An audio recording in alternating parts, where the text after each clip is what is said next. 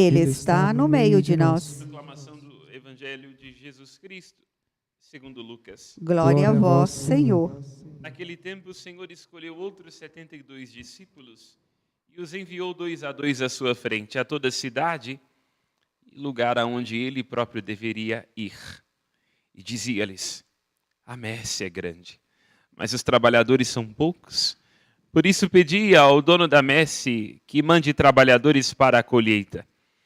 Eis que vos envio como cordeiros para o meio de lobos. Não leveis bolsa, nem sacola, nem sandálias, e não cumprimenteis ninguém pelo caminho. Em qualquer casa em que entrardes, dizei: a paz esteja nesta casa. Se ali morar um amigo da paz, a vossa paz repousará sobre ele. Se não, ela voltará para vós. Permanecei naquela mesma casa, comei, bebei do que tiverem, porque o trabalhador merece o seu salário. Não passeis de casa em casa.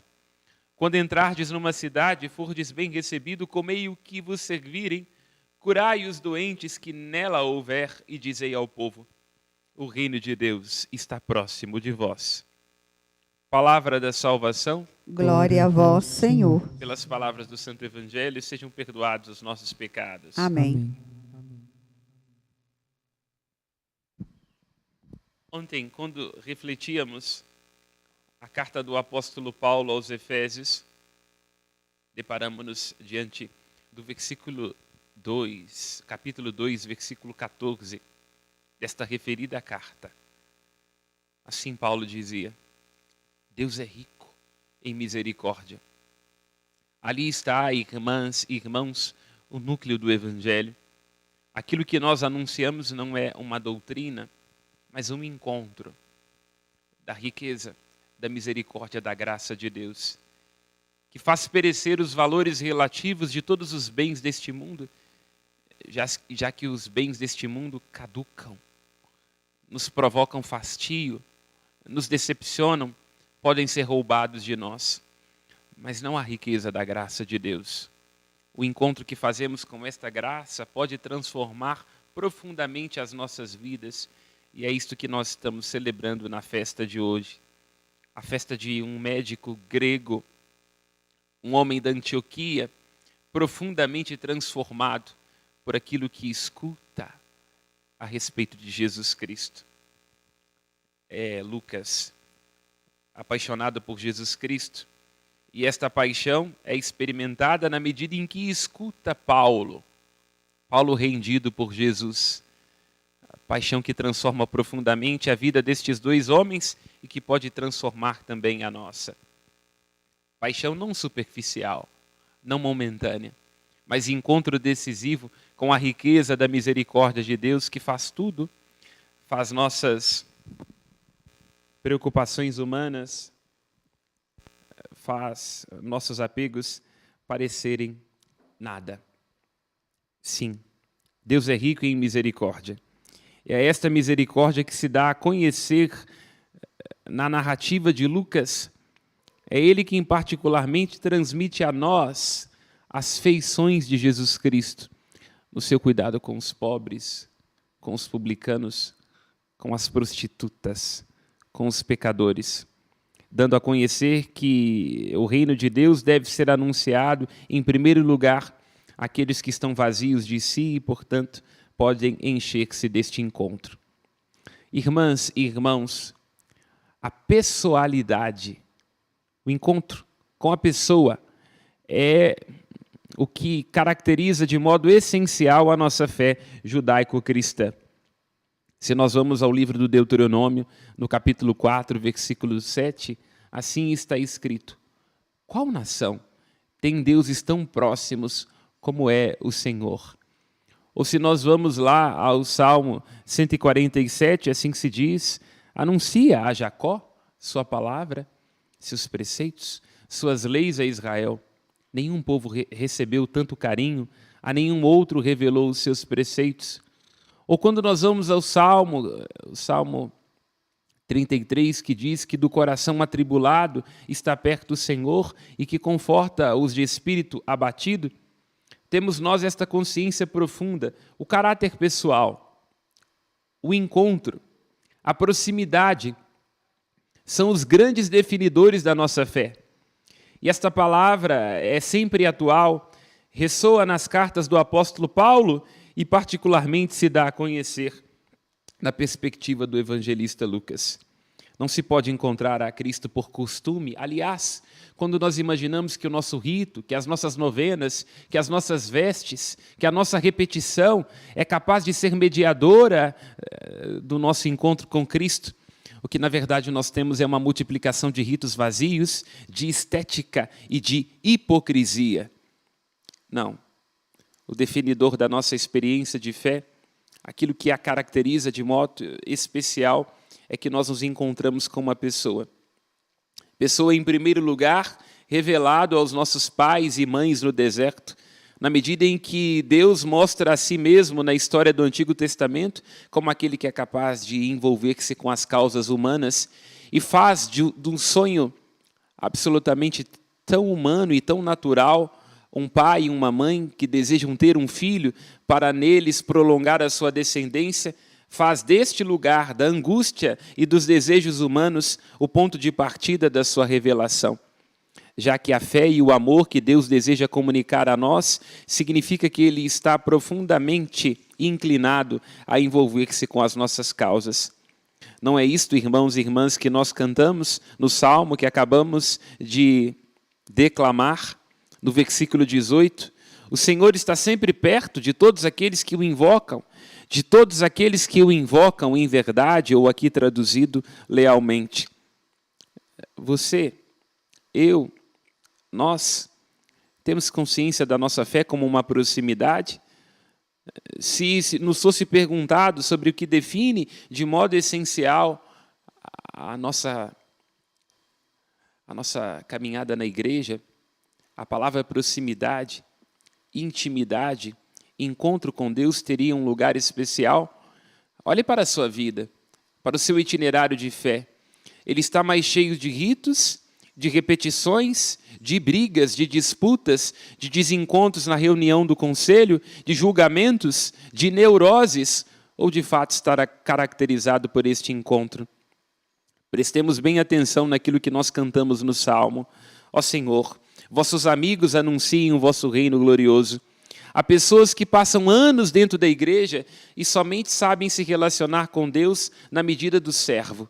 Eu sei fazer isto, sei fazer aquilo, tenho o catecismo decorado, sei qual a cartilha necessária para votar nesse ou naquele candidato, e assim vamos nós no sentido regra do mundo e regra um dos outros. Não, Cristo disse, não vos chamo servos, vos chamo amigos. A nossa relação com Deus não pode ser mediada pelas obrigações, pelas negativas. Nós não seguimos a Jesus Cristo porque temos decorado isto ou aquilo. Nós seguimos a Jesus Cristo porque Ele nos constituiu seus amigos e porque nos deu a conhecer tudo aquilo que escutou do Pai. Se a sua oração, se a sua prática de fé, se este ou aquele candidato em que você julga votar, não estão cheias da intimidade com Jesus Cristo e da amizade com Ele, vã é a vossa fé. Multiplicam-se os ritos, as doutrinas e os julgamentos, mas a sua, a minha, a nossa experiência é, na verdade, oca, sem sentido. Nós nos tornamos sepulcros caiados e uma árvore se faz conhecer pelos seus frutos. Quando as pessoas tiverem que se referir a nós e o rastro que nós deixamos na igreja, nas reuniões em que participamos, do que é que elas darão testemunho? De amizade, de docilidade, de ternura, de encontro, de intimidade profunda, de mística ou de rixa, ou de confusão, ou de apego, ou de xingamento. É preciso que nós nos indaguemos, porque se somos discípulos de Jesus, como foi Paulo, Jesus Cristo e tantos outros, é preciso que nós nos perguntemos sobre a amizade que nutrimos com Ele. Assim, nós cantamos no início do Salmo, que vossas obras, ó Senhor, vos glorifiquem, e os vossos santos com louvores vos bendigam. Narrem a glória e o esplendor do vosso reino e saibam proclamar o vosso poder. A vida daquele que se encontrou verdadeiramente com Jesus Cristo e que se fez amigo dele como São Lucas, torna-se uma proclamação das maravilhas de Deus, do seu poder e do seu amor. A minha vida A sua vida, a nossa vida, é uma proclamação contínua do amor de Deus? Ou nós vamos nos envenenando e nos mordendo uns aos outros a partir dos nossos caprichos? Somos nós um evangelho vivo da graça ou da misericórdia de Deus? Ou confiamos mais nas nossas obras, nas nossas perspectivas ou na nossa pretensa santidade? Confiamos mais no evangelho, que significa deixar-se transformar pela pessoa do Filho de Deus? Ou confiamos mais em nossas obras e nos nossos ritos, que servem apenas para anestesiar a nossa consciência? Esta é uma provocação profunda que nos faz a palavra de Deus e, particularmente, a pessoa de Lucas. No início do evangelho que nós acabamos de escutar, assim se diz: o Senhor escolheu 72 discípulos e os enviou aos locais aonde ele mesmo deveria ir. Que grande responsabilidade é esta a nossa, tomarmos consciência de que local onde nós nos encontramos, de que aquilo que tocamos, de que o sorriso que nós damos durante o dia, mesmo diante de tanto cansaço, de tanta contradição, mesmo tendo que dissimular ofensas de pessoas que nos ferem com sua presença e com a sua palavra, tomarmos consciência de que estamos neste lugar como representantes do Cristo, de que graças à intimidade com Cristo, de que cheios da riqueza, da misericórdia de Deus revelada em Jesus Cristo, somos nós um sinal onde quer que nós nos encontramos.